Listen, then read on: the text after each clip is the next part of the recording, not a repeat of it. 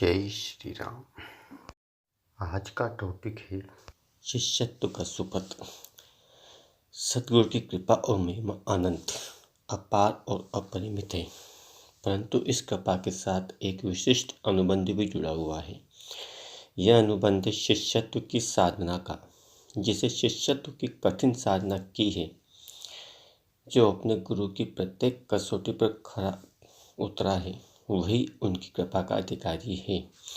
गु का अर्थ अंधकार या ज्ञान, तो वही रू का अर्थ उसका निरोधक। गुरु वे हैं जो ज्ञान का नाश करके ज्ञान का प्रकाश प्रकाशित करते हैं।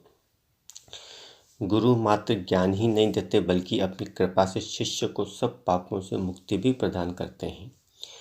गुरु कृपा एक ऐसा वरदान है, जब शिष्य पूर्णता में जागृत होता है।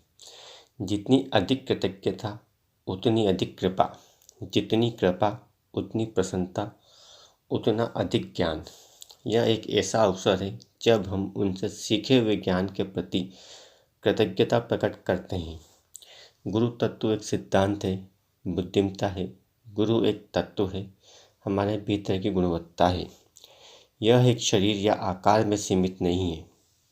द्वापर युग की एक कथा है, जब भगवान कृष्ण ने अपने परम मित्र और बुद्धिमान उद्धव को अपनी गोपिकाओं के पास भेजा। वे भक्ति की भावना से पूर्ण थे। उद्धव उनके पास कुछ बुद्धिमत्ता और युक्ति की बातें बताने लगे, लेकिन किसी ने भी उनकी बातों में रुचि नहीं दिखाई। उन सब ने कहा, हमें भगवान कृष्ण की कोई कहानी सुनाओ। हमें बताओ कि द्वारका में क्या हो रहा है, वे कहाँ हैं।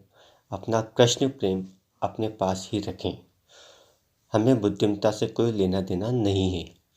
हम भक्ति के साथ प्रसन्न हैं और हम भक्ति में प्रसन्न हैं। हमें तो नाचने गाने दो, बस वो ये सब ही चाहते थे। प्रेम हमको इस प्रकार पावन बना देता है। यही वह सब है जहाँ सारी सीमाएं गिर जाती है।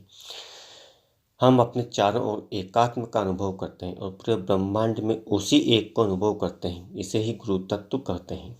जब हमारे अंदर अपनी कोई इच्छाएं, वासनाएं नहीं रह जाती, तब हमारे जीवन में गुरु तत्व का उदय होता है। यह गुरु तत्व प्रत्येक व्यक्ति में दिव्यता एवं पावनता हमारी स्वाभाविक प्रकृति है। जब हम अपने स्वभाव में विश्राम करते हैं, तब वहाँ कोई उलझन नहीं होती है। लेकिन अपने जीवन में हम तब उलझन अनुभव करते हैं जब कुमार्ग पर बढ़ते हैं।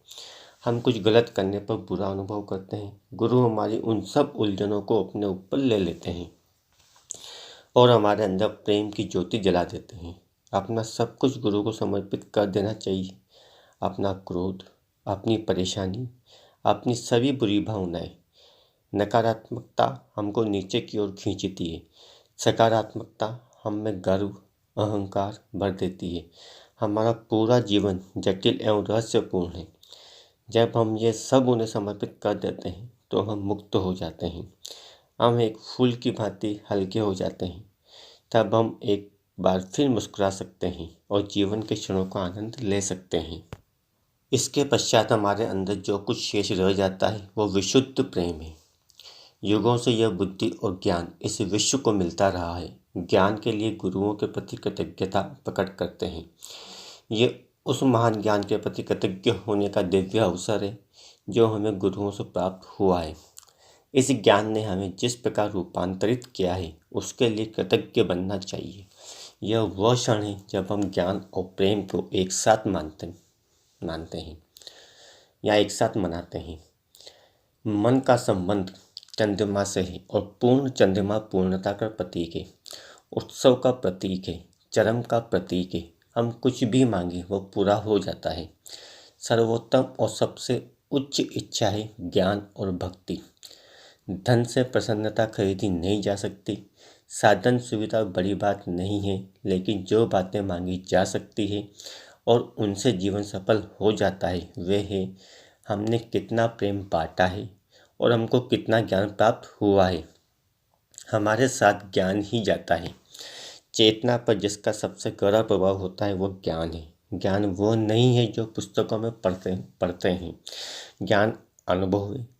हम कितने सजग हैं, हमारा मन कितना विशाल है, और हमने इस विश्व को कितना प्रेम दिया है।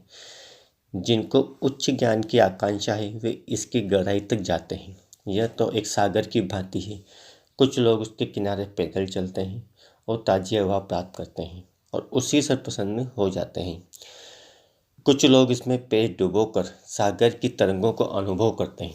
कुछ लोग समुद्र की गहराई में उतरते हैं और उसमें उन्हें मूंगा एवं बहुमूल्य वस्तुएं प्राप्त होती हैं। किनारों पर ही घूमने से यह प्राप्त नहीं होता। हमें अपने जीवन की गहराई में उतरना चाहिए। इस संसार में एक भी ऐसा व्यक्ति नहीं है जिसे शांति, प्रेम और प्रसन्नता नहीं चाहिए। यही हमारी आत्मा का सौंदर्य है। जितनी अधिक कृतज्ञता उतनी अधिक कृपा, जितनी कृपा उतनी प्रसन्नता, उतना अधिक ज्ञान। हमें अपने आप को विशालता में स्थिर करना चाहिए। आध्यात्मिकता के पथ पर बढ़ते हुए अपने अंतर की समीक्षा करनी चाहिए। अपने उद्देश्य का नवीनीकरण करना चाहिए। गुरु चेतना के प्रकाश में हमेशा स्वयं को परखते रहना चाहिए। हमें यह देखना चाहिए कि हमारे अंदर कहीं कोई लालसा, वासना तो पनप नहीं रही है, कहीं कोई चाहत तो नहीं उमड़ रही।